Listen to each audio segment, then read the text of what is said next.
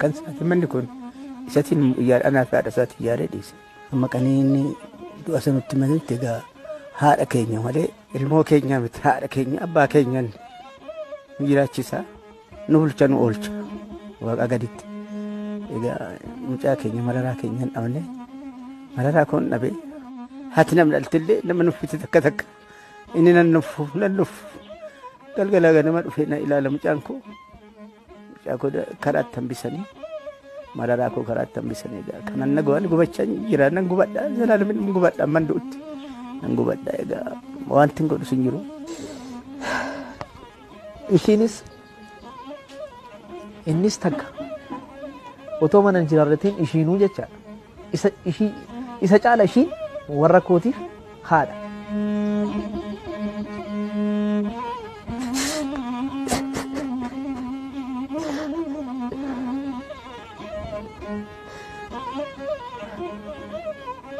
Ofiishiitiin mana kiraa keessa teesse isa ijaarsiiste asitti mana warra.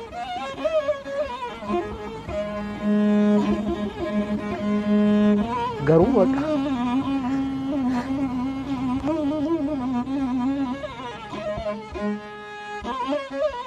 Ingiduu Hacaaluun waggaa 7 mana tokko keessa waliin jiraatan. Imala qabsoo keessatti rakkoolee Hacaaluu mudatan gadi fageenyaan beeka. Utuu waliin jiraniis Hacaaluun mana hidhaa maayikalaawwii akka biraa galee dubbata. Warri dannatoo dameetii kan hordofaa ture dhufanii achumatti piyaassaatti qabanii maalinni akkas Suudaaniidhaa nama qunnamteetta nama gaafa odeessanii gadhiisanii jechuudha. Innaa maalaatu deemiitii sagantaa kee hojjedhu deebi'ee jedhanii tolee jennee makiinaa kaafannee deemnaa deemnu federaalli dhufeet Hacaaluun eenyu jedhe ana kottu jedhanii makiinaadhaan fuudhanii deemanii sanaan maakalaa'ii galee torban tokko hinguunne hidhamee baay'ee namni ijoolleen isaan boodhaa namni ijoolleen jejjeeqnaan egaa bulchaan magaala sanaa Obbo Yohaannis turaninnaa sana Abbaa Duulaatti himanii Abbaa Duulaan immoo federaalatti himanii akka tasaa ba'ee mana hidhaati. Kana keessa otoo jiru yaa'u sanaan booda egaa hojiis badaas egaa rakkisaadha sirba isaa saaquunis waan adda addaan dhorkamaa hojii hojjechuu hin dandeenye jireenyi jira maatiin jira waan kana keessa darbeet viizaa Ameerikaa arfaffaa irratti argate Hacaaluun. Artistii Hacaaluu fedhiin aartii keessa isaatti akka biqiluuf sirboonni aartistoota hangafasaa dhiibbaa irratti uumaa turaniiru. Fedhiin aartii keessattuu sirbaaf geerarsaa wal qabatee ijoollummaa isaarraa kaasee akka keessa isaa jiru yeroo adda addaatti miidiyaaleetti dubbataa ture.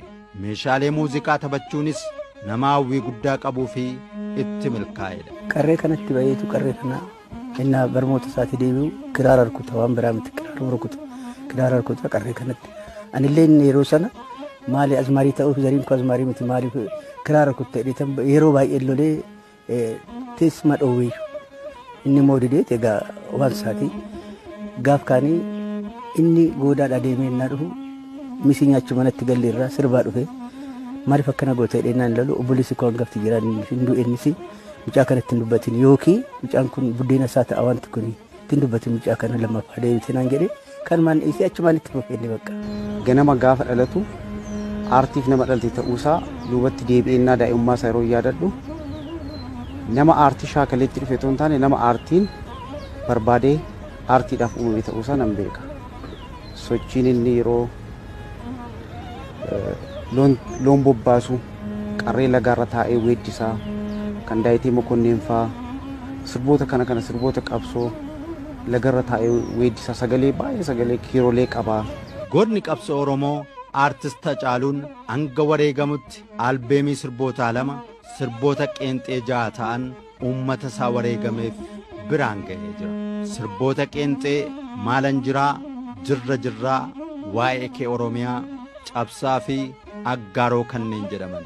Hiriyaasaa aartist Jaamboo Jootee waliinis sirboota isaa sanyii mootii hunda dandeessuu koo fi sabboontuu Oromoo jedhaman VCD'n qindeessuu danda'eera. Albeemii isaa lammaffaas waa'ee keenya mata duree jedhuun moggaasee saba isaaf gumaache. Kan sidibuu keessa weelluu isaa lammaffaa innaa hojjetu yaa'u waa'ee Oromoon kun kan kaafna yeroo baay'ee ni yaa'u waan uumame yoo naa uumamu darbee simee tufaanis nu faana jira mana waliin jiraan hin dhufa maaluma wayyaa bakka waa'een keenya wanti keenya jecha aarreetuma waan ta'e irratti haasofne jechuudha.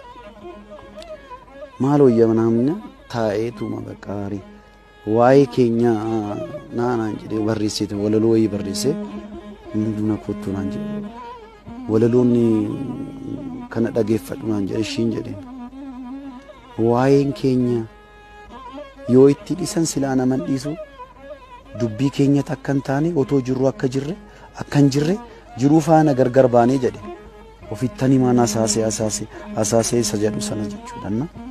Isa fitneetuma adda fixee walaloo isaa dhumarratti jijjiiramni wayii dhufee akka tasaa muummichi ministeeraa baddalamanii bara sana